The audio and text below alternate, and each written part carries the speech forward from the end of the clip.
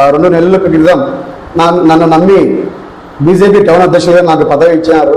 నాకు పదవి ఇచ్చిన తర్వాత భారతీయ జనతా పార్టీ ఎంతో అభివృద్ధి కార్యక్రమాలు కానీ, ఎంతో పార్టీ కార్యకర్తలు కానీ, మా నాయకులు కానీ మేమందరం కలిసి ఎన్నో అనేకమైన సమస్యల గురించి కానీ, అనేక అభివృద్ధి కార్యక్రమాలు కానీ మేము చేయడం జరిగింది.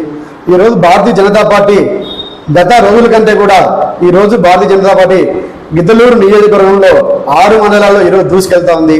అది కారణం మా జిల్లా అధ్యక్షులు మాకు సపోర్ట్ చేయబట్టి, మా రాష్ట్ర అధ్యక్షులు పురంధేశ్వరి మేడం గారు మాకు సపోర్ట్ ఉండబట్టి ఈరోజు కూడా మేము ఈరోజు అభివృద్ధి కార్యక్రమాలు చేస్తున్నామంటే, ముఖ్యంగా మరీ కూడా మా జిల్లా అధ్యక్షులు సుబ్బారెడ్డికి నేను పేరుపైన కూడా ధన్యవాదాలు తెలియజేస్తున్నాను. ఈరోజు అనేక సమస్యలు ఉన్నాయి ఇక్కడ.